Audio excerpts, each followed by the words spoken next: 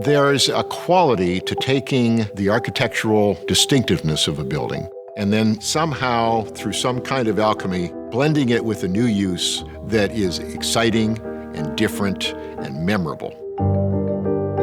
Many buildings have important stories, and we have to figure out their history before we decide which are the ones that need to be preserved and which are the ones that maybe we can let go. The things that keep a community unique are these kinds of spaces. So to preserve the uniqueness and the special qualities of a community, this is important.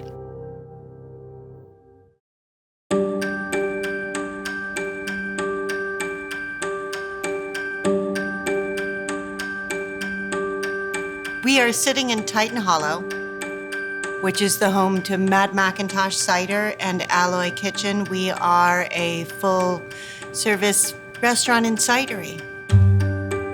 The facility itself in the early 1900s actually started as an automobile manufacturer, and they transitioned into brass. And as a brass manufacturer, they were one of the leading manufacturers in the nation. The property, which many businesses called home over the years, shut down the bulk of its manufacturing in 2008. And when we moved in, it was 2020. So it's 12 years of nothing. The lockers were still filled with personal effects because they just closed the door. The owners brainstormed. What kind of second life could the property have? The alternative was ripping it down and scrapping it, something I just couldn't believe I ever wanted to see happen. So I just opposed it. I had brought my cider to a tailgate at a Penn State football game, and the tailgate was run by the owner of this building, Joe Leahey. I was looking at putting a bid in on a vineyard in the Finger Lakes, and he said, well, before you do that, I want you to check out my factory.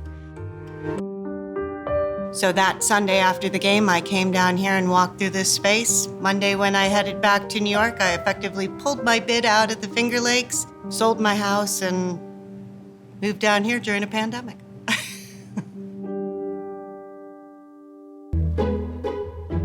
Often, one of the first steps in repurposing a property is dealing with the wear and tear of many years of neglect. When I first got here, I'd love to say that it was love at first sight. It wasn't. It was dirty, it was filthy. There was grime and metal shavings, and everything was black. But the bones were here. The windows, the rivets in the I-beams, the rusty wall. Rust, I often say, is my favorite color because it has so many different depths to it. So the space started speaking.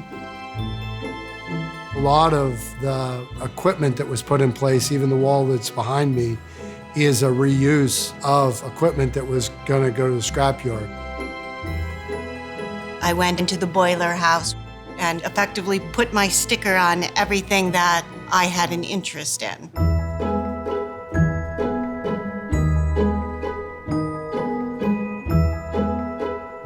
We took the pilot controllers, which we now call the robot wall. The guys came down, they go, Ange, you put them on upside down. And I'm like, do not change them. They're funnier that way. They look like robots.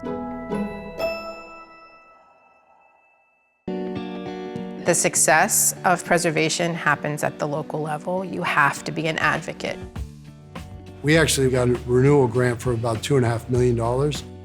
So the price that we bought it for was low, but we ended up having to spend $1 million to clean it up.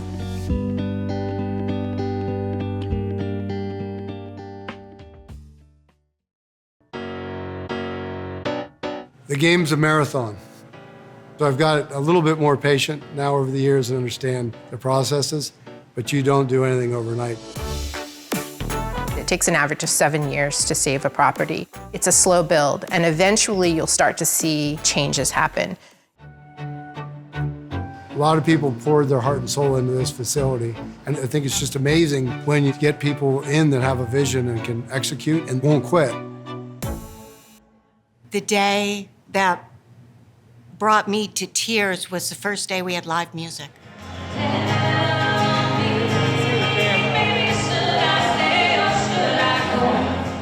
It was real, and people were dancing and drinking and eating and laughing.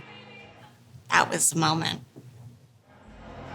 To see a space suddenly come to life and see people enjoying themselves, finding value out of being in that space, it's worth the effort, it's worth the frustration. It's worth it.